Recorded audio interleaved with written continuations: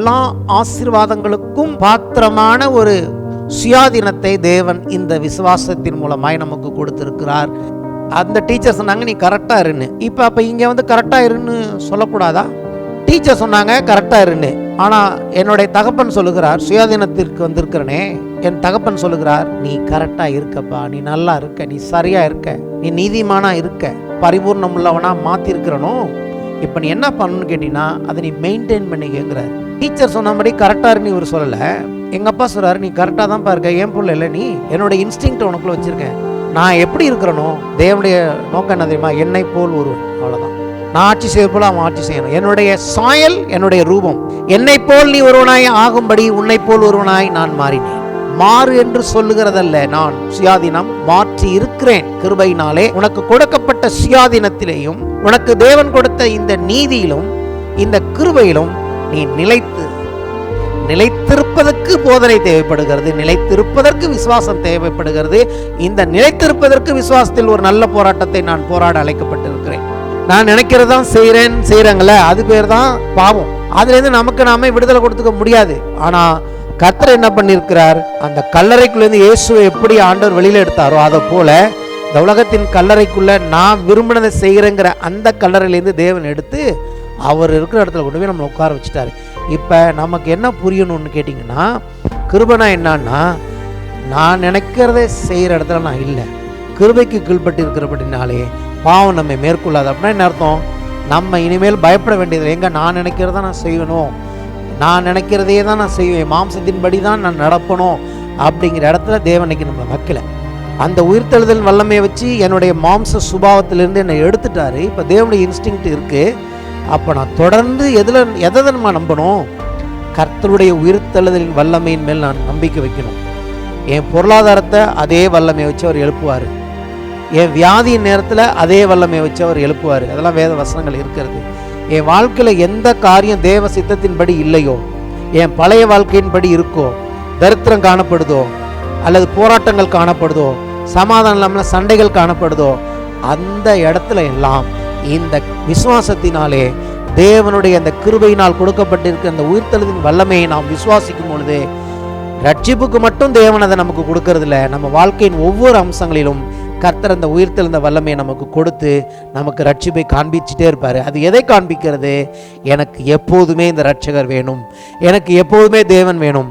ஒரு காரியத்துக்கு நான் ஜெபம் பண்றேன், ஒரு காரியத்துக்கு நான் விசுவாசிக்கிறோன்னே கர்த்தர் எந்த வல்லமையை அனுப்புறாருன்னா உயிர்த்தெழுதலின் வல்லமையை அனுப்புறார்.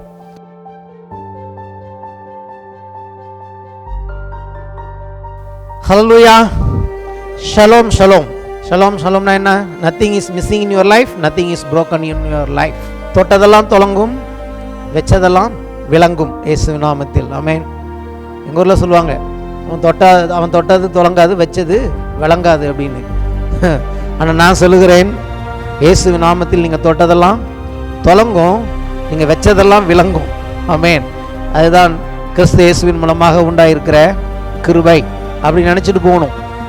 நான் என்ன தொட்டாலும் அது நல்லா இருக்கும், நான் என்ன செஞ்சாலும் அது நல்லா இருக்கும், கர்த்தருடைய ஆசீர்வாதம் அது எனக்கு கொடுக்கும். ஆகவே தான் நாம் சொல்லுகிறோம், ஏதோ ஒன்று சொல்லணுமேன்னு சொல்றதில்லை. Shalom shalom. வாசிப்போம். கலாத்தியர் 3ஆம் அதிகாரம் 25 முதல் 29 வசனங்கள். விசுவாசம் வந்த பின்பு நாம் உபாத்திக்கு கீழானவர்கள் அல்லவே, நீங்கள் எல்லாரும் கிறிஸ்து இயேசுவை பற்றும் விசுவாசத்தினால் தேவனுடைய புத்திரராயிருக்கிறீர்களே. ஏனெனில் உங்களில் கிறிஸ்துவுக்குள்ளாக ஞானஸ்நானம் பெற்றவர்கள் எத்தனை பேரோ அத்தனை பேரும் கிறிஸ்துவை தரித்து கொண்டீர்களே. யூதன் என்றும் கிரேக்கன் என்றும் இல்லை, அடிமை என்றும் சுயாதீனன் என்றும் இல்லை, ஆண் என்றும் பெண் என்றும் இல்லை, நீங்கள் எல்லாரும் கிறிஸ்து இயேசுவுக்குள் ஒன்றாயிருக்கிறீர்கள். நீங்கள் கிறிஸ்துவினுடையவர்கள் ஆனால் ஆபிரகாமின் சந்ததியாராயும் வாக்குத்தத்தத்தின்படியே சுதந்திரராயும் இருக்கிறீர்கள். ஆமென். இங்கே விசுவாசத்தை குறித்து நான் போதித்து வருகிறேன். பல அற்புதமான காரியங்களை இந்த போதனையில் நம்ம பார்த்து வந்துட்டு இருக்கோம். விசுவாசம் என்பது ஒரு ஆவி, விசுவாசம் என்பது ஒரு பர்சனாலிட்டி, விசுவாசம் என்பது தேவன் கொடுத்த தன்னுடைய விதை. தேவனுடைய வித்தினால் தேவனுடைய வித்தாகிய அவருடைய வசனத்தினால் தேவன் நம்மை ஜெனிப்பித்து இருக்கிறார். அதுதான் யோவான் ரொம்ப அதை வலியுறுத்தி எழுதுகிறார். தேவனால் பிறந்தவன் பாவம் செய்ய மாட்டான், ஏனென்றால் தேவன் பாவம் செய்ய முடியாது. எந்த தகப்பனுக்கு பிறந்தோமோ அந்த தகப்பனை தான் நாம் பிரதிபலிக்கிறோம். அந்த தகப்பனுடைய இன்ஸ்டிங்க்ட், அந்த தகப்பனுடைய உள்ளுணர்வு நமக்கு கொடுக்கப்பட்டிருக்கிறது. இதையெல்லாம் நாம் விசுவாசிக்கும்படி அழைக்கப்பட்டு இருக்கிறோம். நான் ஏன் தேவனை போல இருக்கிறேன் அப்படின்னா, தேவனுடைய சுபாவத்தை தேவன் எனக்குள்ளே வைத்திருக்கிறார் இந்த ரட்சிப்பின் மூலமாக அப்படின்னு சொல்லி நாம் பார்த்தோம். ஆகவே தான் விசுவாசம் வந்த பிறகு என்கிற அந்த ஒரு பதம் இருக்கு இல்லையா, விசுவாசம் வந்த பின்பு, அதை நம்ம ரொம்ப கவனிக்க வேண்டிய ஒரு பதமாக இருக்கிறது. இந்த விசுவாசம் வந்த பிறகு என்ன நடந்தது என்னுடைய வாழ்க்கையிலே, ஏன் இந்த விசுவாசம் முக்கியம்? இந்த விசுவாசம் வந்த பிறகு இன்றைக்கு எனக்கு குற்ற மனசாட்சி கிடையாது. இந்த விசுவாசம் வந்த பிறகு நான் பாவிங்கிற அந்த ஒரு உள்ளுணர்வு எனக்கு இல்லை. நீதிமான் என்கிற ஒரு உள்ளுணர்வை தேவன் எனக்கு கொடுத்திருக்கிறார். இந்த நீதிமான்கிற உள்ளுணர்வு எப்படி உண்டாயிருக்குன்னா, தேவனுக்கு முன்பாக போய் நான் தைரியமாக அப்பா பிதாவே என்று அவரை கூப்பிடத்தக்கதான புத்திர ஸ்வீகாரத்தின் ஆவியுடையவனாக என் வாழ்க்கையில் எல்லாவற்றின் மேலும் ஜெயம் பெற்று ஆளுகை செய்கிறவனாக, தேவனுடைய சாயலின்படியும் தேவனுடைய ரூபத்தின்படியும் சிருஷ்டிக்கப்பட்ட ஒரு புது சிருஷ்டியாக இந்த விசுவாசம் என்னை தேவனுக்கு உண்மையாக நிறுத்தினபடியினாலே இந்த விசுவாசம், இதன் பெயர் பூரண விசுவாசம் என்று நாம் போன வாரத்தில் பார்த்தோம். எல்லாருக்குள்ளேயுமே விசுவாசம் இருந்தது. ஆபேல் விசுவாசித்தான். அதன் பிறகு ஏனோக்கு தேவனை விசுவாசித்து அவரோட நடந்தான். நோவா கர்த்தரை விசுவாசித்து அந்த பிழையை கட்டினான். ஆபிரகாம் கர்த்தரை விசுவாசித்தார். அந்த பட்டியல் நீண்டு கொண்டே போகிறது. ஆனாலும் இங்கே பவுல் ஒரு காரியத்தை, விசுவாசம் வந்த பிறகு என்று ஒரு குறிப்பிட்ட காரியத்தை சொல்லும் பொழுது, அப்போ நான் யோசித்தேன், இந்த விசுவாசம்லாம் இப்போ விசுவாசம் இல்லையா அப்படி என்று கேட்ட பொழுது கர்த்தர் வேதத்தின் மூலமாகவே பதில் கொடுக்கிறார். இந்த விசுவாசம் நம்மை பூரணமுள்ளவர்களாய் மாற்றியிருக்கிறது. அவர்கள் அந்த பரிபூர்ணத்தை பெற்றுக்கொள்ளவில்லை. அவர்களெல்லாம் தேவனை முழுமையாக முழு உள்ளத்தோடு கூட கர்த்தரை தான் அவர்கள் ஆராதித்தார்கள், கர்த்தரை தான் பின்பற்றினார்கள், அவர்கள் கர்த்தரை விசுவாசித்தார்கள். ஆனால் இயேசு கிறிஸ்துவின் மூலமாய் உண்டான இந்த கிருபை இருக்கிறதே, இந்த கிருபை அவர்களுக்கு கொடுக்கப்படவில்லை. ஒரு விதத்தில் சொன்னால் அது அவங்க அதை பெற்றுக்கொள்ளாமலே அவங்க வாழ்க்கையின் ஓட்டத்தை ஓடி முடித்தாங்க. ஆனால் நம்மை இல்லாமல் அவர்கள் பூரணராகவில்லை என்று வேதம் சொல்கிறது. அப்போ நாம் எப்படி நம்மை அந்த இடத்துல பூரணம் உள்ளவர்கள் என்று வேதம் சொல்லுதுன்னா, நமக்கு இயேசு கிறிஸ்துவின் மூலமாய் உண்டாயிருக்கிற இந்த விசுவாசத்தினால் நாம் பூரணமானவர்கள் ஆனபடினாலே நாம் விசுவாசத்தின் பூரணத்தை பெற்றிருக்கிறோம். நம் மூலமாக இப்பொழுது அவர்களும் அந்த பூரணத்தை பெற்றிருக்கிறார்கள். நம்ம வர வரைக்கும் தேவன் அவர்களுக்கு அதுக்கு கொடுக்கல, காத்திருந்தார் என்று சொல்லி வேதம் சொல்லுகிறது. இந்த விசுவாசம் வந்த பின்பு என்று சொல்லுகிற இந்த விசுவாசத்தை குறித்து ஒரு சிலர் இன்னுமே அதை நம்பலை, அதை விசுவாசிக்கலை, கிருபையை சரியாக புரிஞ்சிக்கலை. எப்படின்னா கிருபையை ரெண்டு எக்ஸ்ட்ரீம் எண்டாக வச்சுக்கிறாங்க.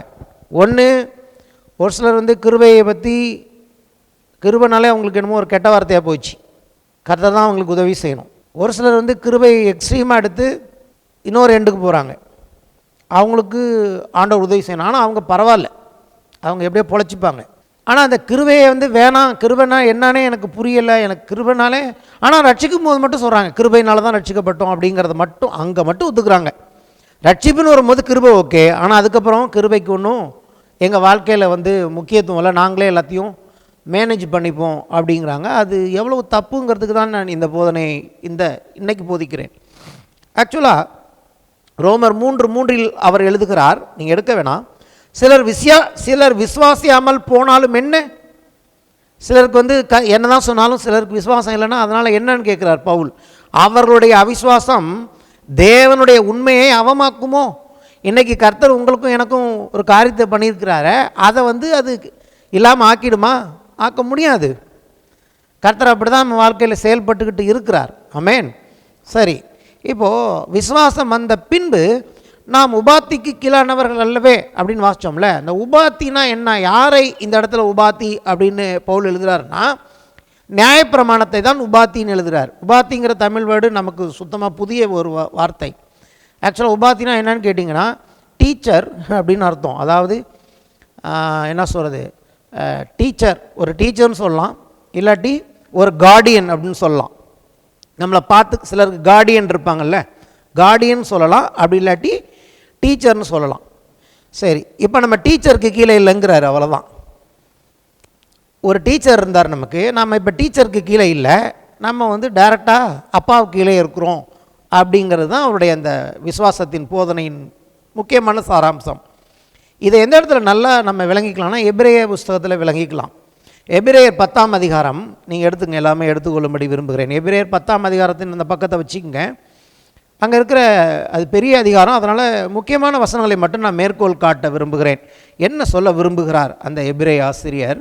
எபிரேயர் 10ஆம் அதிகாரம் 1 முதல் 4 வசனத்தை நான் வாசிக்கிறேன். ஃபஸ்ட்டு 1 முதல் 4. இப்படி இருக்க நியாயப்பிரமாணமானது வரப்போகிற நன்மைகளின் பொருளாயிராமல் அவைகளின் நிழலாய் மாத்திரம் இருக்கிறபடியினால் வருஷந்தோறும் இடைவிடாமல் செலுத்தப்பட்டு வருகிற ஒரே விதமான பலிகளினாலே அவைகளை செலுத்த வருகிறவர்களை ஒரு காலும் பூர்ணப்படுத்த மாட்டாது. இதை நான் போன வாரம் சொன்னேன். அதாவது நியாயப்பிரமாணத்தின் அடிப்படையில் ஒரு எபிரேய புருஷனோ ஸ்திரியோ தேவனுக்கு பலி செலுத்துகிறாங்க. அந்த பலி செலுத்தினது என்ன பண்ணுச்சுன்னா அவங்கள பூர்ணப்படுத்தலை. அந்த பூர்ணங்கிற வார்த்தையை தான் இங்கே நான் மேற்கோள் காட்ட, பூர்ணப்படுத்தலையாம். பூர்ணப்படுத்துமானால், பூர்ணப்படுத்துறதுனா என்ன அப்படின்னு அந்த இடத்துல எபிரேயர் சொல்கிறாரு. இப்போ அந்த பலி வந்து அவங்கள பூர்ணப்படுத்தலைன்னு சொல்கிறேன்ல, அப்போ பூர்ணப்படுத்தப்பட்டவர்கள் நாம் தான் இன்றைக்கு பூர்ணப்படுத்தப்பட்டவர்கள். பூர்ணப்படுத்துதல் என்றால் என்ன அப்படின்னு அவங்க விளக்கம் கொடுக்குறாரு. எப்படி சொல்கிறாருன்னா, பூர்ணப்படுத்துமானால் ஆராதனை செய்கிறவர்கள் ஒரு தரம் சுத்தமாக்கப்பட்ட பின்பு இன்னும் பாவங்கள் உண்டென்று உணர்த்தும் மனசாட்சி அவர்களுக்கு இல்லாதிருப்பதினால் அந்த பலிகளை செலுத்துகிறது நிறுத்தப்படும் அல்லவா? அதான் ரொம்ப சிம்பிளாக போன வாரம் சொன்னேன். வந்தேன், பலி செலுத்திட்டு போகிறேன். போகும்போது எப்படி இருக்கணும்? கடவுளோட எனக்கு பெரிய ஒரு உறவு உண்டாயிட்டுங்கிற நிச்சயத்தோடு போகணும். அப்படி போயிட்டேன்னா அந்த பலி என்னை பூர்ணப்படுத்தியிருக்குன்னு அர்த்தம். ஆனால் பலி செலுத்திட்டு போகும்போதே எனக்கு தெரியும் நான் மறுபடியும் இங்கே பலியை எடுத்துக்கிட்டு வருவேன் அப்படின்னு. அதனால் அதை பூர்ணப்படுத்தலை. அதுதான் இந்த வசனத்தின் மூலமாக விளக்குகிறார். நிறுத்தப்படும் அல்லவா? நிறுத்தப்படவில்லையே, தொடர்ந்து அவங்க பலி செலுத்திக்கிட்டே தான் இருந்தாங்க. அப்படி நிறுத்தப்படாதபடியால் பாவங்கள் உண்டென்று அவைகளினாலே வருஷந்தோறும் நினைவு கூறுதல் உண்டாயிருக்கிறது. அல்லாமலும் காளை, வெள்ளாட்டுக்கடா இவைகளுடைய இரத்தம் பாவங்களை நிவர்த்தி செய்ய மாட்டாதே. அது பாவத்தை நிவர்த்தி செய்யலை, பாவத்தை மூடி வச்சுது டெம்பரரியாக. நம்ம வீட்டுக்கு யாராவது வந்தாங்கன்னா எல்லாத்தையும் தூக்கி ஒரு மூலையில் போட்டு, சில வீட்டில், எங்கள் வீட்டில் அப்படி கிடையாது, என் வீடு எப்போதுமே சுத்தமாக தான் இருக்கும். ஒரு சில வீடுகளுக்குள்ளே போனீங்கன்னா என்னத்தை சொல்கிறது, அப்படி தான் இருக்கும். அப்பப்போ பலி செலுத்தி சரி. ஆனால் இவரோ, இயேசுவை பற்றி சொல்லுது, இவரோ பாவங்களுக்காக ஒரே பலியை செலுத்தி என்றென்றைக்கும் தேவனுடைய வலது பார்சத்தில் உட்கார்ந்து இனி தம்முடைய சத்துருக்களை பாதபடியாக்கி போடும் வரைக்கும் காத்து கொண்டிருக்கிறார். ஏனெனில் பரிசுத்தமாக்கப்படுகிறவர்களை இவர் ஒரே பலியினாலே என்றென்றைக்கும் பூரணப்படுத்தி இருக்கிறார். சரி, இப்போ நான் வாசித்த பகுதியில் நான் ஏற்கனவே போன வாரம் சொன்னேன், பலி செலுத்திட்டு போகும்போது திருப்பி வருவோங்கிற நம்பிக்கையை தான் அது கொடுத்துச்சு. ஆனால் இயேசுவை நீங்களும் நானும் விசுவாசிக்கும் போது இப்போ அப்படியே மாறி இருக்கணும். அப்படின்னா என்னன்னு கேட்டிங்கன்னா, என்றைக்கு நீங்கள் நானும் இயேசுகிட்ட ஒரு வாட்டி வந்து ஆண்டவர்னு ஒப்பு கொடுத்து, ஆண்டவரே என் பாவங்களை மன்னின்னு சொல்லி அவர்கிட்ட நம்ம மனம் திரும்பிட்டு போயிட்டோம்னா, அப்போ திருப்ப நமக்குள்ளே என்ன வரக்கூடாது, என்கிட்ட இன்னும் நான் தப்பானவன், நான் பாவி அப்படிங்கிற அந்த குற்ற மனசாட்சியை இந்த ரட்சிப்பு எடுத்தபடினாலே இதன் பெயர் பூரண விசுவாசம். அதுக்கு ப்ரூஃப் தான் இந்த வசனங்களை நான் வாசித்து காமிச்சேன். இங்கே இருந்த சில வார்த்தைகளை நீங்கள் பார்க்கணுன்னு விரும்புகிறேன். அடுத்து என்னென்ன வார்த்தைகள்? முதலாவது வார்த்தை உட்கார்ந்தார்.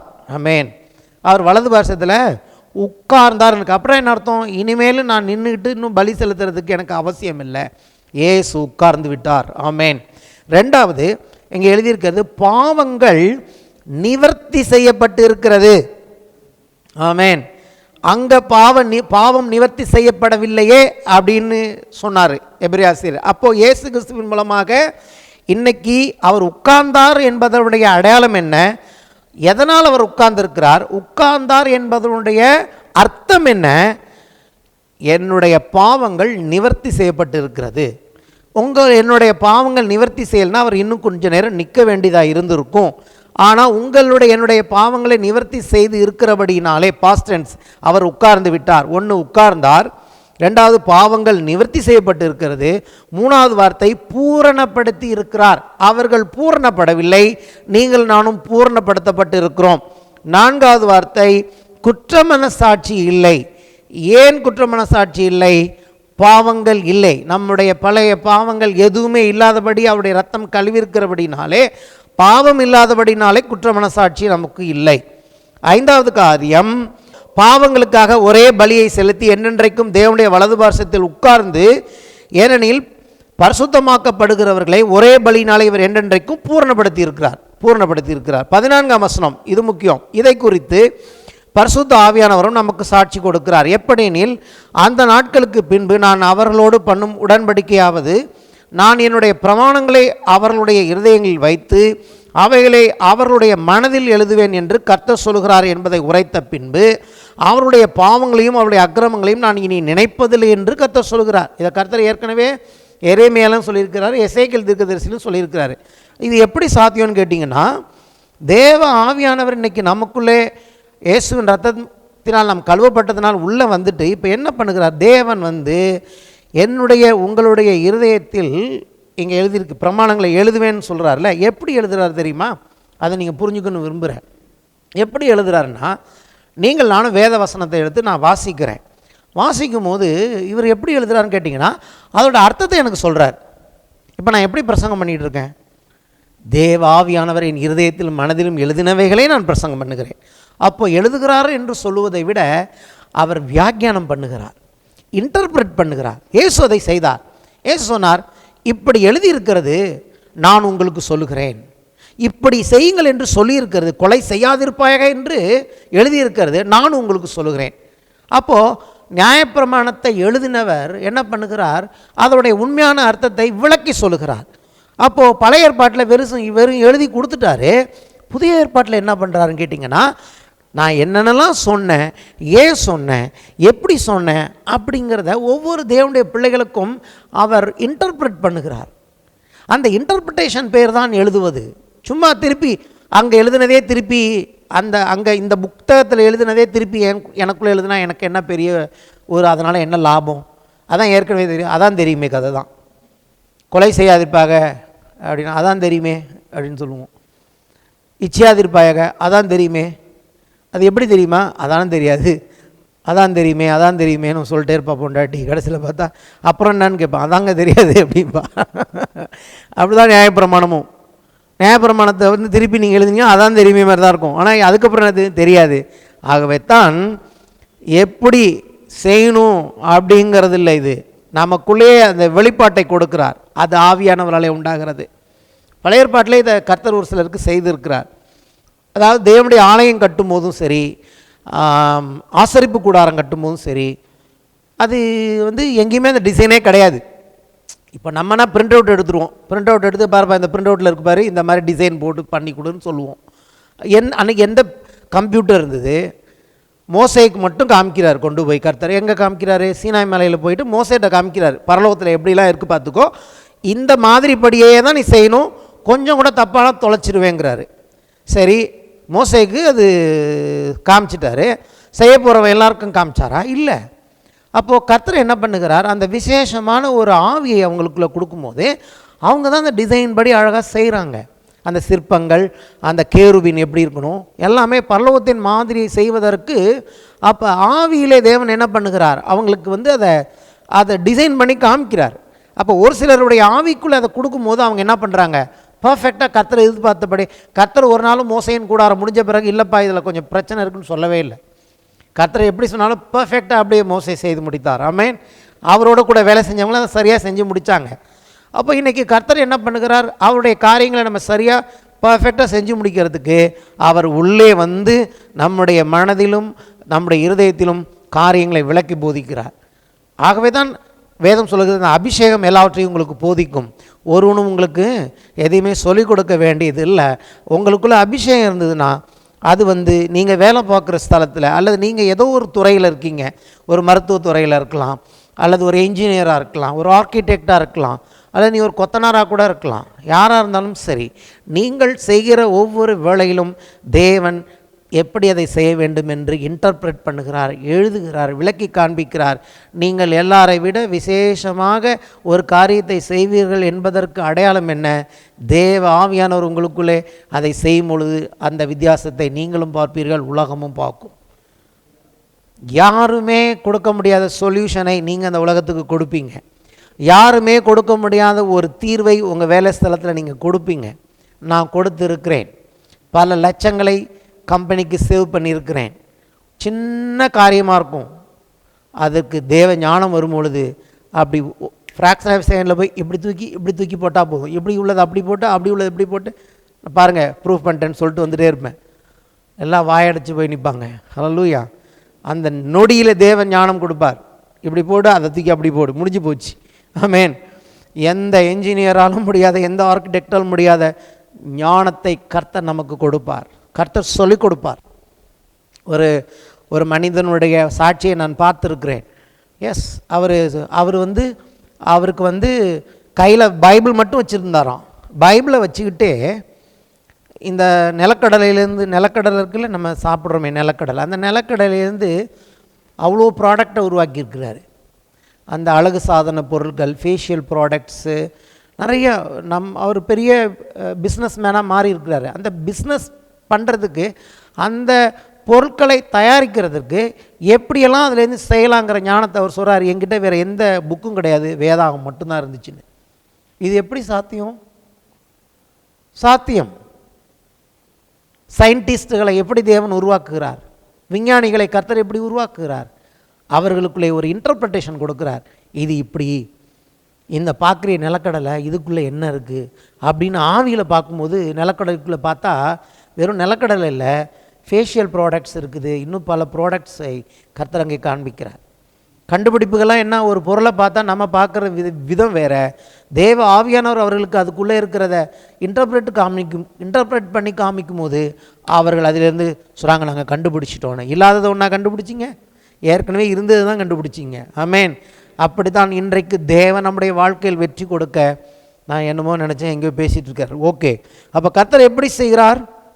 அவர் உள்ளே இன்றைக்கி எழுதுகிறார். ஹல்லேலூயா. அவர் எழுதி இன்டர்பிரட் பண்ணும்போது நமக்கு புரியும், ஓஹோ இப்படி இருக்குதா காரியம், சரி நம்ம பார்த்துக்கலாம் அப்படின்னு. அப்போ எப்படி நம்மளை பூரணப்படுத்தி இருக்கிறார்? இப்போ எல்லாமே பாஸ்ட் டென்ஸ். உட்கார்ந்தார், பாவங்கள் நிவர்த்தி செய்யப்பட்டு இருக்கிறது, பூரணப்படுத்தி இருக்கிறார், குற்றமான சாட்சி இல்லை, பாவங்கள் இல்லை, தேவன் எழுதுகிறார். ஆமென். மோசேக்கு மட்டும் எழுதினவர் அல்ல, இன்றைக்கி உங்களுக்கும் எனக்கும். அன்றைக்கி ஒரே ஒருத்தர் தான் கூப்பிட்டார். மோசே தவிர யாருமே அலோடு கிடையாது, யாரும் வரக்கூடாதுன்னு சொல்லிட்டார். மோசேட்ட பாவம் இல்லையா? வேதம் சொல்லுகிறது, ஆதாம் முதல் மோசே வரைக்கும் எல்லாரையும் பாவம் ஆண்டு கொண்டது. எஸ், பைபிள் சேஸ் மோசே பாவம் ஆண்டு கொண்டதுன்னு வேதம் சொல்லுது. இருக்கா இல்லையா வசனம்? அப்போ எப்படி மோசையை மட்டும் கர்த்தர் கூப்பிட்டாரு அப்படின்னா என்ன அர்த்தம்? அன்னைக்கே என்ன காமிச்சாரு? யாருமே வர முடியலனாலும் ஒரே ஒருத்தனை கூப்பிட்டு என் கூட பக்கத்தில் வச்சு சொல்லி கொடுத்தேன் பார்த்தியா. இது எதுக்கு அடையாளம்னா, ஒரு நாள் இப்படி தான் எல்லாரும் என் பக்கத்தில் வருவீங்கன்னு சொன்னார். ஆமென். எல்லாரும் என் பக்கத்தில் எல்லாருமே என்கிட்ட என் பக்கத்தில் உட்காந்து நான் எப்படி சொல்லி கொடுக்குறேங்கிறத கற்றுக்கலாம். பிதாவாகிய தேவனிடத்தில் கேட்டு கற்றுக்கொள்ளுகிற ஒவ்வொருவனும் என்னிடத்தில் வருகிறான் என்று இயேசு சொன்னார். பிரதானமாக கர்த்தர் இந்த உலகத்தில் உங்களை என்ன அழைக்கிறதை கற்றுக் கொடுப்பதற்கு தான். He wants to teach us. First of all ஒரு பிரதான நோக்கம் ரட்சிப்பில் என்ன தெரியுமா? தேவன் நமக்கு கற்றுக் கொடுக்க விரும்புகிறார். உலகத்தினாலும் படிப்பினாலும் டாக்டரேட்டுகளாலும் கற்றுக்கொள்ள முடியாத காரியங்களை இந்த தேவன் நமக்கு கற்றுக் கொடுக்க விரும்புகிறார். அது எப்படி சாத்தியம்? இன்றைக்கு அவர் இயேசுவின் மூலமாய் உங்களை என்னையும் பூர்ணப்படுத்தியிருக்கிறபடினாலே, ஒரே ஒரு மோசே அல்ல, தேவன் எல்லாரையும் கூப்பிட்டு பக்கத்தில் உட்கார்ந்து தன் பிள்ளைகளுக்கு வேத வசனத்தையோ வாழ்க்கையோ அது மருத்துவத்தையோ அது என்ஜினியரிங்கோ இதான்ப்பா அப்படின்னு ஈக்குவேஷன் போட்டு கற்றுக் கொடுக்கிற தேவனாக இருக்கிறார். எனக்கு கர்த்தர்கிட்ட பிடிச்ச காரியம் என்ன தெரியுமா? அவர் கற்றுக் கொடுக்கிற அந்த அற்புதமான காரியங்கள். அவர் எனக்கு கற்றுக் கொடுக்காவிட்டால் என்னால் பிரசங்கம் பண்ண முடியாது. அவர் எனக்கு சொல்லிக் கொடுக்காவிட்டால் என்னால் ஒரு பிரமாதமான பிரசங்கத்தை பண்ணவே முடியாது. என்னுடைய ஒவ்வொரு பிரசங்கத்திலும் அது எங்கேயாவது ஒரு மூலையில் ஒரு இடத்துல பார்த்தீங்கன்னா ஒரு விசேஷமான ஒரு புதிய காரியத்தை, ஒரு கற்றுக்கொள்ள வேண்டிய காரியத்தை ஆண்டவர் அங்கே கொடுத்து இருப்பார். அதை மிஸ் பண்ணுறவங்கள பற்றி எனக்கு தெரியாது, ஆனால் எனக்கு தெரியும். நான் அதை ஒரு வாரம் பார்க்குறேன். நானே அதுலேருந்து கற்றுக்கணும். பிரசங்கம் முடிஞ்சதுக்கப்புறம் அதுலேருந்து நானே கொஞ்சம் திருப்பி கேட்டு ஃபாலோ பண்ணுவேன். ஹல்லேலூயா. அது முதலாவது எனக்கு பிரயோஜனத்தை கொடுக்கிறது. ஏனென்றால் நம்முடைய தேவன் கற்றுக் கொடுக்கிற தேவனாக இருக்கிறார். சரி, இந்த விசுவாசத்தின் அடுத்த காரியம் என்னன்னு கேட்டிங்கன்னா, சுயாதீனம் அப்படிங்கிற ஒரு வார்த்தையை நம்ம பார்க்கலாம். சொல்லுவோமா? சுயாதீனம். சுயாதீனம்னா என்னன்னு கேட்டிங்கன்னா, விடுதலைன்னு சொல்லிட்டா அது ரொம்ப சிம்பிளாக போயிடும். விடுதலை வேறு, சுயாதீனம் வேறு. சுயாதீனம்ங்கிறது என்னன்னு கேட்டிங்கன்னா, அதாவது இப்போ நான் இந்த சபையில் ஒரு பிள்ளை வந்து இந்த சபையில் சுயாதீனம் உடையவனாக இருக்கிறான் அப்படின்னா என்னன்னு கேட்டிங்கன்னா, அவன் ஒரு காரியத்தை செஞ்சால் அதுக்கு நான் வந்து செகண்ட் ஒப்பீனியன் சொல்கிற அளவுக்கு செய்ய மாட்டான். அவன் செய்கிற காரியம் நான் எப்படி எதிர்பார்த்திருப்பேனோ அல்லது நான் எப்படி செய்வேனோ அப்படியே அவன் செய்கிறான் அல்லவா. என்னுடைய எந்த இன்ஸ்ட்ரக்ஷனும் இல்லாமல், எந்த கட்டுப்பாடும் இல்லாமல். அது பேர் தான் சுயாதீனம். ஒரு தகப்பன் தன் பிள்ளைகளுக்கு கொடுப்பது சுயாதீனம். தேவன் அந்த விதமான ஒரு சுயாதீனத்தை உங்களுக்கும் எனக்கும் கொடுக்க விரும்புகிறார். நியாயப்பிரமாணம் அந்த சுயாதீனத்தை கொடுக்கவில்லை. எப்படிங்கிறத நம்ம என்ன பண்ணுவோம், வேத வசனத்திலிருந்து நாம் பார்க்கலாம். கலாத்தியர் 3ஆம் அதிகாரம் 23 மற்றும் 24 வசனங்கள். ஆதலால் விசுவாசம் வருகிறதுக்கு முன்னே வெளிப்பட போகிற விசுவாசத்திற்கு ஏதுவாக நாம் அடைக்கப்பட்டவர்களாய் நியாயப்பிரமாணத்தின் கீழ் காவல் பண்ணப்பட்டிருந்தோம். இவ்விதமாக நாம் விசுவாசத்தினாலே நீதிமான்களாக்கப்படுவதற்கு நியாயப்பிரமாணம் நம்மை கிறிஸ்துவனிடத்தில் வழிநடத்துகிற உபாத்தியாய் இருந்தது. அதான் சொன்ன டீச்சர் ஆர் கார்டியன் அப்படின்னு. இந்த டீச்சரோட இன்டென்ஷன் என்ன? இந்த டீச்சர் என்ன சொல்லிக் கொடுக்க விரும்பினாங்க? இந்த நியாயப்பிரமாணம் என்கிற அந்த டீச்சர் என்ன சொன்னாங்கன்னு கேட்டிங்கன்னா, என்னத்தை சொன்னாங்க அப்படின்னா, உனக்கு ஒரு இரட்சகர் வேண்டும், நீ தேவனிடத்தில் வருவதற்கு இது போதாது, இதை வைத்து நீ தேவனிடத்தில் வர முடியாது, உனக்கு ஒரு இரட்சகர் வேண்டும், உன் பாவங்கள் மன்னிக்கப்பட வேண்டும், அதற்கு உன்னை போல ஒரு இரட்சகர், ஒரு சகோதரன் உனக்கு வேண்டும் என்பதை இந்த டீச்சர் சொல்லிக்கிட்டே இருந்தாங்க. அந்த டீச்சரால் அதை செய்ய முடியாது. அதான் அங்கே பர்ஃபெக்டாக ஒரு யூத குடும்பத்தை எடுத்தால் இது நமக்கு புரியும். யூதர்களுடைய கலாச்சாரத்தில் பிள்ளைகள் 12 வயது வரும் வரைக்கும் அவங்க வந்து எல்லாத்துக்கும் கீழ்ப்படிஞ்சிருக்கணும். அவங்க தனியாக எந்த டெசிஷனும் எடுக்க முடியாது. வேலைக்காரவங்களுக்கு கீழ்ப்படிஞ்சிருக்கணும். அவங்களுக்கும் பிள்ளைங்களுக்கும் அடிமைக்கும் வித்தியாசம் இல்லை. இதெல்லாம் கலாத்தியரில் இருக்குது. அதெல்லாம் இப்போ எனக்கு எடுத்து பேச நேரம் இல்லை. கலாத்தியர் நீங்கள் வாசிச்சிங்கன்னா இருக்கும். பிள்ளைக்கும் அடிமைக்கும் வித்தியாசம் இருக்காது. ஒரு குறிப்பிட்ட வயது வரைக்கும் அவன் வீட்டில் உள்ள வேலைக்காரவங்க சொல்கிறதையும் கேட்கணும் அந்த பிள்ளைங்க. அப்படி தான் அவங்க போய் அப்பா அம்மாட்ட சொல்ல முடியாது, இங்கே பாருங்கள் வேலைக்காரவங்க என்ன கண்ட்ரோல் பண்ணுறாங்க. அவங்க சொல்லுவாங்க, நீங்கள் அவங்க சொல்கிறத கேளும்பாங்க. ஏன்னா அந்த காலத்தில் இந்த வேலைக்காரர்கள் வந்து வெறும் வேலைக்காரர்களாக இல்லை, நம்ம நினைக்கிற வந்து வீடு தொடச்சிட்டு கூட்டிகிட்டு போகிற வேலைக்காரவங்க கிடையாது. குடும்பத்தில் ஒருத்தவங்களாக இருப்பாங்க. பிள்ளைகள் மேல் பொறுப்புள்ளவர்களாக இருப்பார்கள். யூத கலாச்சாரத்தில் ஒரு குறிப்பிட்ட காலத்திட்டம் வந்து நல்லது கெட்டது அறிஞ்சிக்கிற வரைக்கும் அவங்களுக்கு நல்லது கெட்டதை போதிக்கிறவர்களாக இருந்தார்கள். அப்போ ஒரு காலகட்டம் வந்து அந்த பிள்ளைகளுக்கு சுயாதீனம் கொடுக்கப்படும். சுயாதீனம்னா அதுக்கு அடையாளம் என்னன்னு கேட்டிங்கன்னா, ஜெபத்திற்கு ஒரு வஸ்திரம் வைத்திருப்பார்கள், ப்ரேயர் ஷால், ஜெப வஸ்திரம். அது யூதர்களுடைய குடும்பத்தில் ஒரு ஆண் பிள்ளைக்கும் ஒன்று தனியாக இருக்கும். இந்த பிள்ளைக்கு 12 வயசு வர வரைக்கும் அவனுக்கு தனி வஸ்திரம் கொடுக்க மாட்டாங்க. அவன் தகப்பனுடைய வஸ்திரத்தின் கீழே இருப்பான். அப்பாவுடைய ஜெப வஸ்திரத்தின் கீழே தான் பிள்ளைக்கு எல்லாம் சொல்லிக் கொடுப்பாரு. ஆனால் என் பிள்ளை இப்பொழுது தனியாக தேவனை புரிந்து கொண்டு, நான் கற்றுக் கொடுத்ததை வச்சு இப்போ அவன் போய் தேவனோடு தனியாய் தேவனுக்கு பிரியமான வாழ்க்கையை அவன் வாழ்வான் என்கிற அந்த மெச்சூரிட்டி வந்த பிறகு, இந்த சுயாதீனம் வந்து இது வரைக்கும் என் கண்ட்ரோலில் இருந்தால் இதுக்கப்புறம் அவுத்து விட்டாச்சு, சுதந்திரம் இல்லை. இது என்ன விதமான சுதந்திரம்னா, தகப்பனுக்கு கீழே இருந்து தேவனுக்கு பிரியமாய் நடப்பது எப்படின்னு கற்றுக்கொண்டு வந்த நீ இப்பொழுது தேவனுக்கு பிரியமாய் எப்படி நடப்பது என்பதை நீயே கற்றுக்கொண்டு இப்பொழுது நீ தேவனோடு கூட தனியாய் காரியங்களை செய்ய வேண்டும் என்று சொல்லி அவனுக்கு அதற்கு அடையாளமாக அவனுக்குன்னு ஒரு ஜெப வஸ்திரத்தை கொடுக்கிறார்கள். இப்பொழுது தகப்பன் மூலமாக அல்ல, அந்த பிள்ளை தானாகவே போய் தேவனிடத்தில் உறவு உள்ளவனாக மாறுகிறான். அப்போது நியாயப்பிரமாணம் எப்படி இருந்துச்சான், இப்படி இருந்துச்சுங்கிறார். அதான் அதோடைய பெயர் உபாத்தி அல்ல காடின்னு என்னன்னு கேட்டிங்கன்னா, நியாயப்பிரமாணம் என்ன பண்ணுச்சு, ஒரு சால்வையை போட்டு பத்திரமா வச்சுருந்தது. இதெல்லாம் நீ கற்றுக்கணும், உனக்கு ஒரு ரட்சகர் வரணும்னு சொல்லிட்டு. இயேசு வந்த பிறகு இப்போ என்ன பண்ணிடுச்சு, அது வஸ்திரத்தை எடுத்துட்டு இப்போது இவர் மேலே வைக்கிற விசுவாசத்தினால இனிமேல் நீ எனக்குள்ள என்கிட்டேருந்து இருந்து நீ தேவனை தேடாத, என் வழியாக தேவனை தேடாத, நீ இப்போ மெச்சூரிட்டி ஆகிட்ட, நீ இனிமேல் என் வழியாக தேவனை தேட வேணாம், நீயாகவே தேவனிடத்தில் போய் அப்பா பிதாவே என்று தேடலாம் என்று சொல்லி அது விடுதலை பண்ணி விட்டது. கைகளை தட்டி கர்த்தரை மேம்படுத்துவோம். இதான் விடுதலை.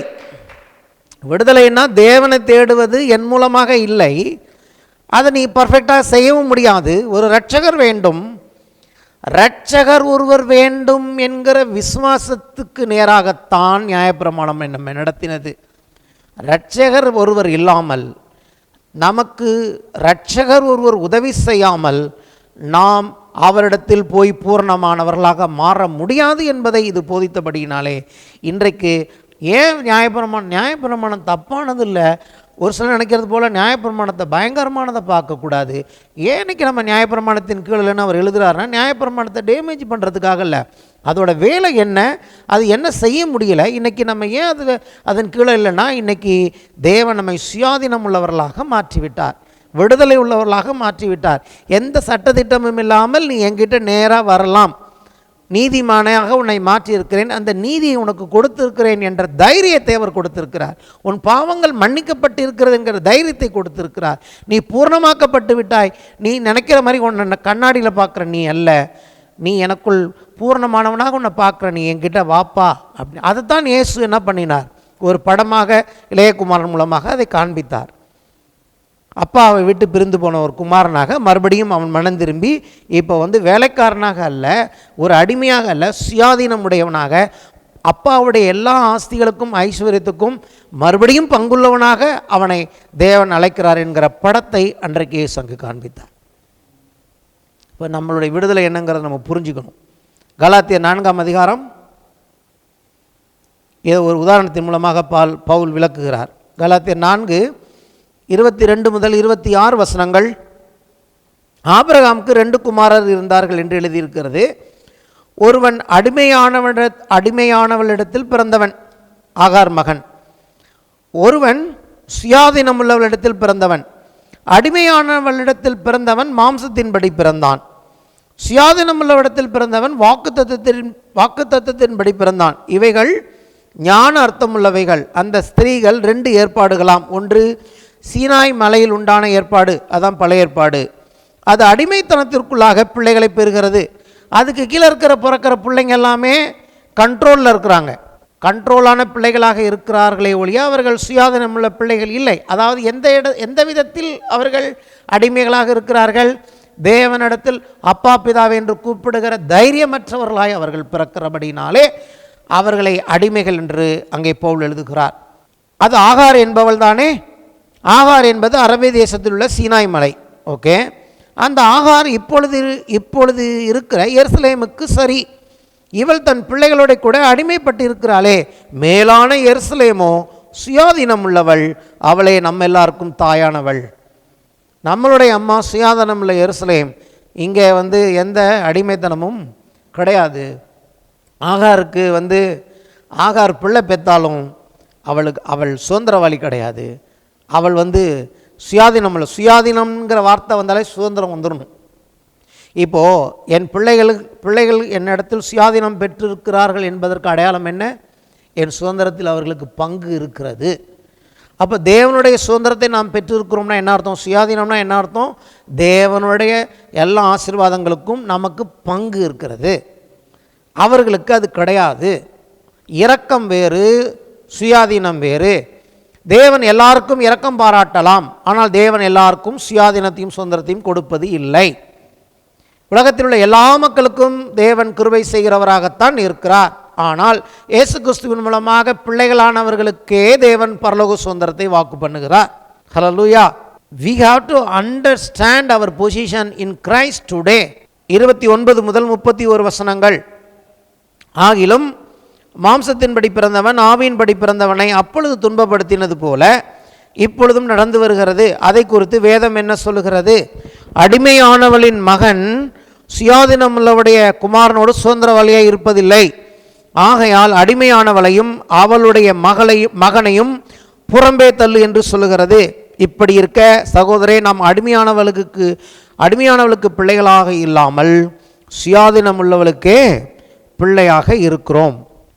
இன்றைக்கி நம்ம நியாயப்பிரமாணத்தின் கீழே இல்லைங்கிறதுக்கு இது ஒரு படத்தை காமிக்கிறார். இன்றைக்கு நம்ம சுயாதீனமுள்ளவருடைய பிள்ளை அப்படின்னா சுதந்திரத்துக்கு பாத்திரமானவளுடைய பிள்ளையாக இருக்கிறோம். தேவன் வாக்கு பண்ணின எல்லா ஆசீர்வாதங்களுக்கும் பாத்திரமான ஒரு சுயாதீனத்தை தேவன் இந்த விசுவாசத்தின் மூலமாய் நமக்கு கொடுத்திருக்கிறார். தேவன் நம்மை பூர்ணப்படுத்தினபடினாலே இதையெல்லாம் நமக்கு தேவன் கொடுத்திருக்கிறார். சரி, அப்போ சுயாதீனம்னா என்ன? சுயாதீனத்தின் போதனை என்னன்னு கேட்டிங்கன்னா, கரெக்டாக இருன்னு சொல்கிறதில்ல. அந்த டீச்சர் சொன்னாங்க நீ கரெக்டாக இருன்னு, அதனால் அவங்க டீச்சர். அப்போ இங்கே வந்து கரெக்டாக இருன்னு சொல்லக்கூடாதா? கரெக்டாக இருன்னு சொல்கிறதுனால பிரயோஜனம் இல்லைன்னு சொல்கிறேன். இப்போ எப்படி சொல்லணும்னு கேட்டிங்கன்னா, நீ கரெக்டாக இருக்கேன்னு சொல்லணும். அல்லேலூயா. டீச்சர் சொன்னாங்க கரெக்டாக இருன்னு, ஆனால் என்னுடைய தகப்பன் சொல்லுகிறார், சுயாதீனத்திற்கு வந்திருக்கிறனே என் தகப்பன் சொல்லுகிறார், நீ கரெக்டாக இருக்கப்பா, நீ நல்லா இருக்க, நீ சரியாக இருக்க, நீ நீதிமானாக இருக்க அப்படின்னு சொல்லிட்டு சொல்கிறாரு. உன்னை நான் எப்படி பரிபூர்ணம் உள்ளவனாக மாற்றிருக்கிறனோ, இப்போ நீ என்ன பண்ணணும்னு கேட்டிங்கன்னா அதை நீ மெயின்டைன் பண்ணிக்கங்கிறாரு. டீச்சர் சொன்னபடி கரெக்டாக இருன்னு இவர் சொல்லலை. எங்கள் அப்பா சொல்கிறாரு, நீ கரெக்டாக தான்ப்பா இருக்க, ஏன் பிள்ளை இல்லை, நீ என்னோடய இன்ஸ்டிங்க்ட் உனக்குள்ளே வச்சுருக்கேன், நான் எப்படி இருக்கிறனோ. தேவனுடைய நோக்கம் என்ன தெரியுமா? என்னை போல் ஒருவன், அவ்வளோதான். பரலோகத்தில் இருந்த பிதா சொன்னார், என்னை போல் ஒருவனை நான் உருவாக்கணும், அவன் தான் அதான். நான் ஆட்சி செய்ய போல் அவன் ஆட்சி செய்யணும், என்னுடைய சாயல் என்னுடைய ரூபம் என்னை போல் ஒருவன். இன்றைக்கி மறுபடியும் சொல்கிறார், நீ என்னை போல் ஒருவன் சொல்கிறார். என்னை போல் நீ ஒருவனாய் ஆகும்படி உன்னை போல் ஒருவனாய் நான் மாறினேன். என்னை போல் ஒருவனாய் நீ மாறும்படி உன்னை போல் ஒருவனாய் நான் மாறினேன். இப்பொழுது நீ என்னை போல் ஒருவனாய் மாறி இருக்கிறாய். மாறு என்று சொல்லுகிறதல்ல, நான் சுயாதீனம் மாற்றி இருக்கிறேன் கிருபையினாலே. ஸோ அதில் நிலைத்திரு என்று சொல்லுகிறேன். உனக்கு கொடுக்கப்பட்ட சுயாதீனத்திலேயும் உனக்கு தேவன் கொடுத்த இந்த நீதியிலும் இந்த கிருபையிலும் நீ நிலைத்திருப்பதற்கு போதனை தேவைப்படுகிறது, நிலைத்திருப்பதற்கு விசுவாசம் தேவைப்படுகிறது. இந்த நிலைத்திருப்பதற்கு விசுவாசத்தில் ஒரு நல்ல போராட்டத்தை நான் போராட அழைக்கப்பட்டிருக்கிறேன். ஆமென். ஏன்னா இது எதிரியோடைய வேலை என்னன்னு கேட்டிங்கன்னா, இங்கே நான் நிலைச்சிருக்கக்கூடாது, இந்த சுயாதீனத்தில் நான் நிலைத்திராதபடிக்கு அவன் கிரியை செய்கிறான். சர்க்கம்சிஷன் பேர் வந்து விருத்த சேதனமும் பண்ணிக்கணும்னு சொல்லும்போது பவுல் கடுப்பாயிட்டார், டென்ஷன் ஆகிட்டார். அப்போ தான் இந்த நிருபத்தை எழுதுகிறாரு. நம்முடைய சுயாதீனத்தை உளவு பார்க்கும்படி சிலர் உள்ளே வந்திருக்கான். நம்ம சுயாதீனத்திலேருந்து நம்மளை மறுபடியும் அடிமைத்தனத்துக்கு ஆக்குறான். அப்புறம் என்ன அர்த்தம்? ஏதோ ஒன்று செய்யணும் அப்படின்னு சொல்கிறான், செஞ்சாலே சுயாதீனம் இல்லை, மறுபடியும் அடிமைத்தனம் ஆக்கிறான். அப்போது போதனையின் மூலமாகவோ அல்லது கட்டுப்பாட்டின் மூலமாகவோ அல்லது ஏதோ ஒரு காரியத்தின் மூலமாகவோ பார்க்கறதுக்கும் கேட்குறதுக்கும் பிரமாதமாக இருந்தாலும் அவர் சொல்லுகிறார், அது உங்கள் சுயாதீனத்தை கெடுத்து விடும். ஆவியினால் ஆரம்பம் பண்ணின நீங்கள் மாம்சத்தினால் முடிவடைய போகிறீர்களா? தேவன் கிருபையினால் தன்னுடைய ஆவியினால் உங்களை மறுபடியும் பிள்ளையாய் மாற்றின இதை விட்டுட்டு இன்னும் நீங்கள் ஏதாவது ஒன்று செஞ்சுட்டு சர்க்கம்சிஷன் பண்ணிவிட்டு நீங்கள் வந்து மறுபடியும் அந்த ஆவியினால் கர்த்தர் பண்ண ஆரம்பத்தை மாம்சத்தால் நீ க்ளோஸ் பண்ண போறியா? புத்தி இல்லாத கலாத்தியரே, ஃபூலிஷ் கலேஷியன்ஸ் என்று, முட்டாள்கள் என்று அங்கே பவுல் கடிந்து கொள்கிறார். கரெக்டாக இருக்குல்ல, டீச்சர் சொன்னாங்க கரெக்டாக இருன்னு, எங்கள் அப்பா சொல்கிறார் நீ கரெக்டாக இருக்கப்பாங்கிறாரு. அப்போ எங்கள் அப்பா சொன்னபடி நடக்க போகிறேன். ஆமேன். எங்கள் அப்பா என்ன சொல்கிறாரோ அதான் என்னுடைய சுயாதீனம். எங்கள் அப்பா சொல்கிறார் உனக்கு இதெல்லாம் வச்சுருக்கேன்ப்பா அப்படின்னா என்ன அர்த்தம்? நான் நம்பலாம், எங்கள் அப்பா வச்சுருக்க எல்லா சொத்துக்களும் எனக்கு தான். தெருல போகிறவனுக்கா கொடுப்பாரு? எங்கள் அப்பா எனக்கு தான் கொடுப்பாரு. ஆமேன். அதுதான் தேவன், அதுதான் ரட்சிப்பு, அதுதான் ஆசீர்வாதங்கள், அதுதான் கிருபை. 1 கொரிந்தியர் 9:24 ஒரு வசனம் இருக்கிறது. பந்தய சாலையில் ஓடுகிறவர் எல்லாரும் ஓடுவார்கள், ஒருவனே பந்தயத்தை பெறுவான் என்று அறியீர்களா? நீங்கள் பெற்றுக்கொள்ளத்தக்கதாக ஓடுங்கள். இதில் நான் ஒரு விஷயத்தை கண்டுபிடிச்சேன். என்னன்னு கேட்டிங்கன்னா, உலகத்தின் பந்தயத்துக்கும் தேவனை நம்மை கூப்பிட்ற பந்தயத்துக்கும், இங்கே பவுல் சொல்கிற பந்தயத்துக்கும் உள்ள வித்தியாசத்தை காண்பிக்க விரும்புகிறேன். உலகத்தில் பந்தய சாலையில் எல்லாரும் ஓடுவாங்க, ஆனால் பரிசு யாருக்கு மட்டும் கிடைக்கும்? ஒருத்தனுக்கு தான் கிடைக்கும், சிங்குலர். இங்கே எழுதுகிறார் நீங்கள் பெற்றுக்கொள்ளத்தக்கதாக ஓடுங்கள். எல்லாரும் பார்த்து சொல்கிறாரு. சபையை பார்த்து சொல்கிறாரு. இப்போ நான் உங்களை பார்த்து சொல்கிறேன் நீங்கள் அப்படின்னா, நீ அப்படின்னா ஒருத்தனை பார்த்து சொல்கிறேன், உங்கள் எல்லாரையும் பார்த்து சொல்கிறேன். நீங்கள் பெற்றுக்கொள்ளத்தக்கதாக ஓடுங்கள் அப்படின்னா என்ன அர்த்தம்? தேவன் அழைத்திருக்கிற இந்த விசுவாசம் என்னும் ஓட்டத்தில் ஓடுகிற எல்லாருக்கும் பரிசு உண்டு. என்ன கண்டிஷனாக இங்கே நீ ஓடணும், அவ்வளோதான். நின்றுடக்கூடாது. தேவன் ஒன்று அழைச்ச அழைப்பில் எல்லாருமே என்ன பண்ணணும்? இந்த பந்தய சாலையில் ஓடணும். சரி, உலகத்தில் எப்படி ஓடணும்? ஃபாஸ்ட்டாக ஓடணும். யார் ஃபாஸ்ட்டாக வர்றாங்களோ அவங்களுக்கு தான் பரிசு. இங்கே யார் நிதானமாக வர்றாங்களோ அவங்களுக்கு தான் பரிசு. விசுவாசத்தை துவக்கிறவரும் முடிக்கிறவருமாகிய அவரை நோக்கி நமக்கு நியமித்திருக்கிற ஓட்டத்தில் நாம் பொறுமையோடு ஓடக்கடுவோம். அந்த ஓட்டம் யார் வேகமாக ஓடுறானோ அவனுக்கு பரிசு. இந்த ஓட்டம் யார் விசுவாசத்தோடு நின்று நிதானமாக பொறுமையாக ஓடுறானோ அவனுக்கு பரிசு. இங்கே ஓடுற எல்லாருக்கும் பரிசு. அப்போ நான் சொல்கிறேன், நீங்கள் பெற்றுக்கொள்ளும் வரைக்கும் ஓடுங்கள். ஆமென். நீங்கள் அதை பெற்றுக்கொள்ளும் போது தான் உங்கள் ஓட்டம் முடிகிறது. நல்ல போராட்டத்தை போராடினேன், விசுவாசத்தை காத்து கொண்டேன் அப்படிங்கிறாரு. அப்போ இந்த போராட்டம், இந்த ஓட்டம் எல்லாம் விசுவாச ஓட்டம்ங்கிறது என்னன்னு கேட்டிங்கன்னா, இது எப்போ முடியும்னா, கர்த்தர் என்ன பரிசு கொடுக்க, என்ன சுதந்திரம் கொடுக்க அழைச்சிருக்கிறாரோ அதை நான் பெறும் வரைக்கும் நான் ஓடுவேன்.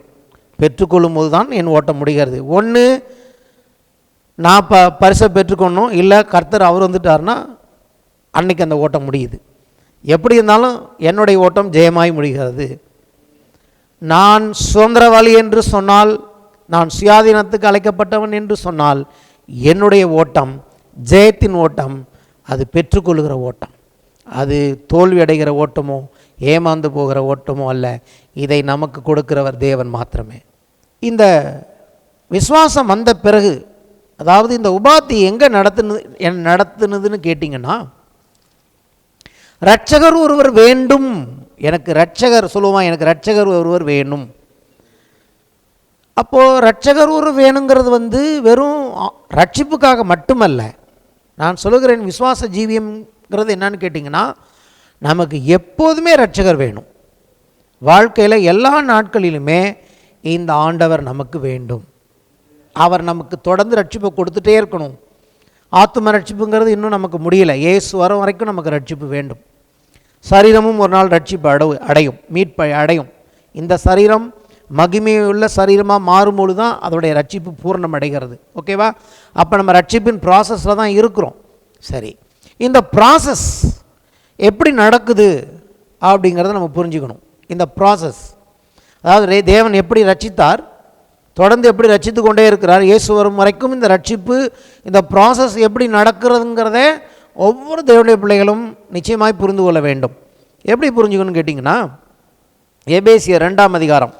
ரட்சிப்புனா என்னன்னு இது எல்லாருக்குமே தெரியும். இங்கே மட்டும் கிருபை ஏற்றுப்பாங்க. இதை மட்டும் நம்ம பார்த்து முடிப்போம். பின்னாடியிலேருந்து முன்னாடி போக போகிறோம். 8, 9 ஃபஸ்ட்டு. கிருபையினாலே விசுவாசத்தை கொண்டு ரட்சிக்கப்பட்டீர்கள். இது உங்களால் உண்டானதில்லை, இது தேவனுடைய ஈவு. ஒருவரும் பெருமை பாராட்டாதபடிக்கு இது கிரியையினால் உண்டானதில்லை. எல்லாருக்கும் இது பிடிக்கும், புரியும். அதாவது நியாயப்பிரமாணத்தின் கிரியையோ அல்லது வேறு எந்த கிரியையுமே நம்மளை ரட்சிக்கலை. தேவன் இரக்கம் பண்ணினார். தேவன் ஒரு வல்லமை, கிருபைங்கிறது ஒரு வல்லமை, அதை புரிஞ்சுங்க. கிருபைனாலே, தேவனுடைய கிருபை அப்படின்னாலே என்ன அர்த்தம்? தேவனுடைய வல்லமை. கிருபையினாலே விசுவாசத்தை கொண்டு ரட்சிக்கப்பட்டீர்கள் அப்படின்னு அர்த்தம். தேவனுடைய ஒரு வல்லமை என்ன பண்ணது? அந்த வல்லமையை நம்ம விசுவாசித்தோம். அந்த வல்லமை எப்படி விசுவாசித்தோம்? இயேசுவை நம்புகிறதன் மூலமாக, இயேசுவின் பலியை நம்ம விசுவாசித்தபடினாலே, யாரெல்லாம் இயேசுவின் இந்த பலியை, கல்வாரி சிலுவை விசுவாசிக்கிறார்களோ அவர்கள் வாழ்க்கையில் தேவன் தன்னுடைய வல்லமையை கொண்டு அவர்களை ரட்சிக்கிறார். கிளியர்? இது நமக்கு நடந்தது. சரி, இது எப்படி நடந்தது? கொஞ்சம் ரிவர்ஸில் போனால் 6, 7 வசனங்களை வாசிக்கணும். கிறிஸ்து இயேசுவுக்குள் அவர் நம்மிடத்தில் வைத்த தயவினாலே தம்முடைய கிருபையின் மகா மேன்மையான ஐஸ்வர்யத்தை வருங்காலங்களில் விளங்கச் செய்வதற்காக கிறிஸ்து இயேசுவுக்குள் நம்மை அவரோடு கூட எழுப்பி உன்னதங்களில் உட்கார செய்தார். என்ன நடந்ததுங்கிற ப்ராசஸ், கிறிஸ்துவோட கூட என்ன பண்ணிட்டாரான்? உயிரோட உங்களை என்ன எழுப்பியிருக்கிறார், ஏதோ ஒரு விதத்தில் எழுப்பி அங்கே கொண்டு போய் உட்கார வச்சுட்டாரான். சரியா? இதுவும் ரட்சிப்பு தான்.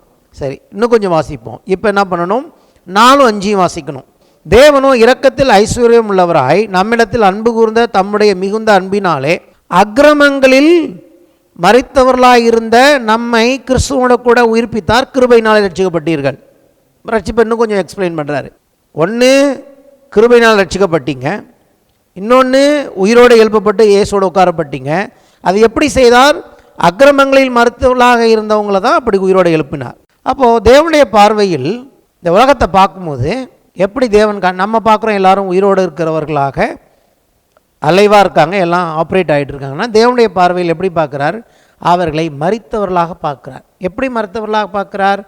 பாவத்தினாலும் அக்கிரமத்தினாலும் இந்த உலகம் மரித்து போயிருக்கிறது. ஆகவே தான் சொல்லுகிறார், மரித்தவர்கள் தூங்குகிறவர்களை விட்டு நீ எழுந்திரு, மரித்தோரை விட்டு நீ எழுந்திரு, அப்பொழுது கிறிஸ்து உன்னை பிரகாசிப்பார். அப்போ என்ன அர்த்தம்?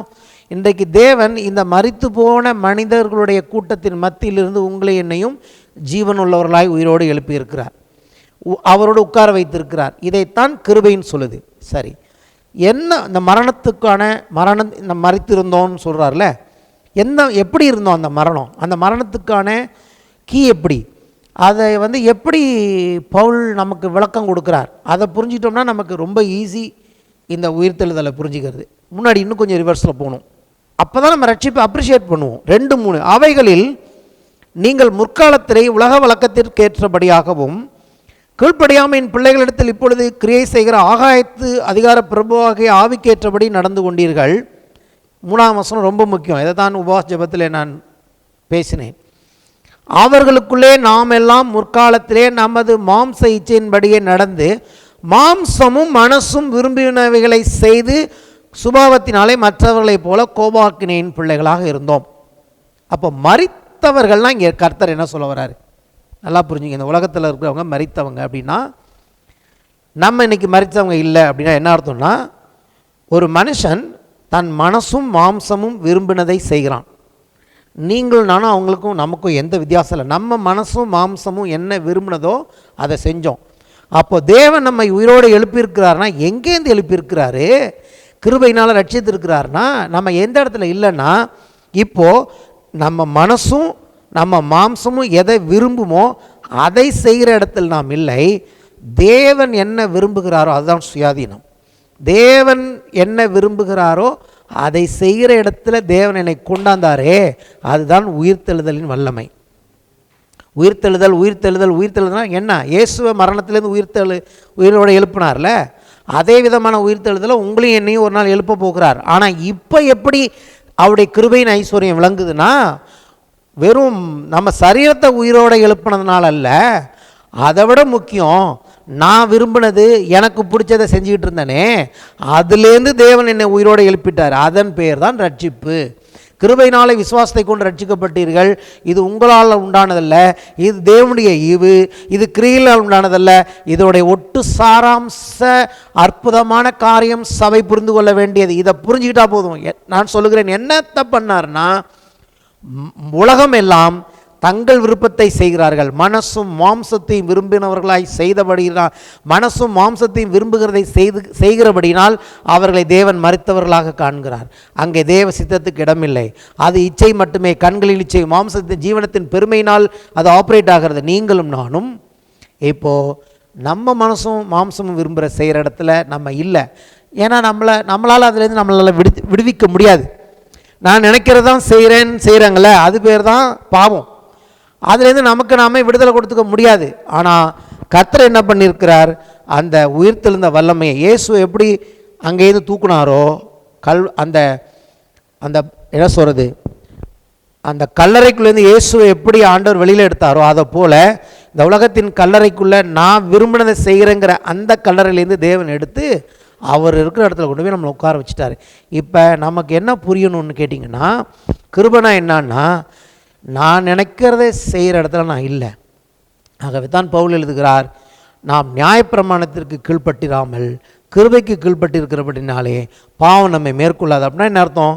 நம்ம இனிமேல் பயப்பட வேண்டியது எங்கே? நான் நினைக்கிறத நான் செய்யணும், நான் நினைக்கிறதே தான் நான் செய்வேன், மாம்சத்தின்படி தான் நான் நடப்பணும் அப்படிங்கிற இடத்துல தேவனைக்கு நம்மளை வைக்கல.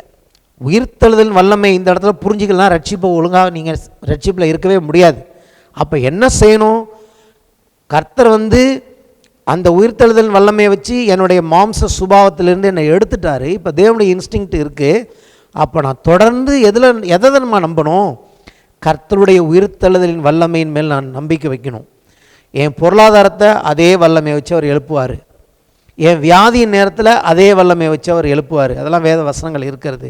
என் வாழ்க்கையில் எந்த காரியம் தேவ சித்தத்தின்படி இல்லையோ, என் பழைய வாழ்க்கையின்படி இருக்கோ, தரித்திரம் காணப்படுதோ, அல்லது போராட்டங்கள் காணப்படுதோ, சமாதானம் இல்லாமல் சண்டைகள் காணப்படுதோ, அந்த இடத்துல எல்லாம் இந்த விசுவாசத்தினாலே தேவனுடைய அந்த கிருபையினால் கொடுக்கப்பட்டிருக்க அந்த உயிர்த்தெழுதலின் வல்லமையை நாம் விசுவாசிக்கும் பொழுது, ரட்சிப்புக்கு மட்டும் தேவன் அதை நமக்கு கொடுக்கறதில்ல, நம்ம வாழ்க்கையின் ஒவ்வொரு அம்சங்களிலும் கர்த்தர் அந்த உயிர்த்தெழுந்த வல்லமையை நமக்கு கொடுத்து நமக்கு ரட்சிப்பை காண்பிச்சுட்டே இருப்பார். அது எதை காண்பிக்கிறது? எனக்கு எப்போதுமே இந்த ரட்சகர் வேணும், எனக்கு எப்போதுமே தேவன் வேணும். தேவனை நான் விசுவாசிக்கும் போதும் தேவன் எதை வச்சு ஆப்ரேட் பண்ணுறாரு? ஒரு காரியத்துக்கு நான் ஜெபம் பண்ணுறேன், ஒரு காரியத்துக்கு நான் விசுவாசிக்கணுன்னே கர்த்தர் எந்த வல்லமையை அனுப்புகிறாருன்னா உயிர்த்தெழுதலின் வல்லமை அனுப்புகிறார். அதை அனுப்புகிறவர் யார்? பிதாவாகிய தேவன். யார் மூலமாக அனுப்புகிறார்? பரிசுத்த ஆவியானவர் மூலமாக பிதாவாகிய தேவன் உடனடியாக அனுப்புகிற வல்லமை. நான் சாதாரண வல்லமை இல்லை, எப்பா அந்த உயிர்த்தெழுதல் வல்லமை என் பிள்ளைக்கு அனுப்பு. அது எதனால் உண்டாகிறதுனா நம்ம கிரியினால் அல்ல, நம்முடைய விசுவாசத்தினால் உண்டாகிறது. ஹல்லேலூயா. நாம் எழுந்து நிற்போம்.